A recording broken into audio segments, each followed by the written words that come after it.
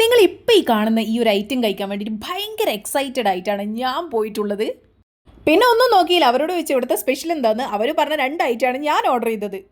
ഈ ഒരു ഓർഡർ ചെയ്ത സാധനം മുമ്പിൽ വന്നിട്ട് ഇങ്ങനെ കഴിക്കാൻ വേണ്ടിയിട്ട് എന്തോരം കഷ്ടപ്പാടുണ്ടായിരുന്നു എന്നറിയാം. കഥകളൊക്കെ ഞാൻ പറഞ്ഞുതരാം. ഇൻസ്റ്റഗ്രാം റീൽസിലും കുറേ സ്ഥലങ്ങളിൽ ഞാൻ കണ്ടിട്ടുണ്ട് ഈ സ്മൂച്ചോ എന്ന കഫേനെ കുറിച്ചിട്ട് ഭയങ്കര റിവ്യൂസും കാര്യങ്ങളൊക്കെയാണ്. അങ്ങനെയാണ് ഞാൻ എക്സൈറ്റഡ് ആയിട്ട് പോകുന്നത്.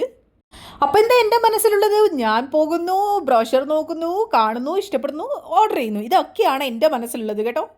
ആടെ എത്തിയപ്പോഴാണ് മനസ്സിലായത്, നമ്മളെ കേരളത്തിലെ അക്ഷയ സെൻറ്ററിൽ പോയി കഴിഞ്ഞാൽ നമ്മൾ എങ്ങനെ ക്യൂ നിൽക്കുമോ ഒന്ന് ചോദിച്ചാൽ പറയോ, മിണ്ടിയാൽ പറയോ, ഇല്ല. അതുപോലത്തെ ഒരു അവസ്ഥയായിരുന്നു സ്മൂച്ചോൻ്റെ കാര്യത്തിലുണ്ടായത്. അങ്ങനെ തിക്കി തിരക്കി അവസാനം ഞാൻ ബ്രോഷറിൻ്റെ അടുത്ത് വരെ എത്തിയത്. ഇപ്പം കാണുമ്പോൾ ആരുമില്ല ഗൈസ്. അങ്ങനെ ഞാൻ ഓർഡർ ചെയ്ത് ഒരുപാട് നേരം വെയിറ്റ് ചെയ്യാണ്.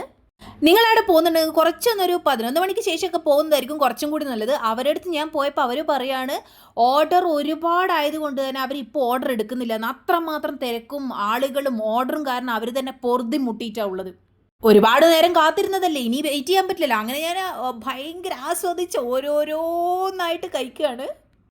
അടുത്ത തിക്കും തിരക്കും എല്ലാം കണ്ടപ്പോൾ ഞാൻ വിചാരിച്ചു ഗൈസ്, എന്നാൽ പിന്നെ ഉള്ള പണിയും വിട്ടിട്ട് ഇതുപോലത്തെ ഒരു കഫേ എങ്ങനെ തുടങ്ങി കഴിഞ്ഞാൽ അടിപൊളിയായിരിക്കും അല്ലേ.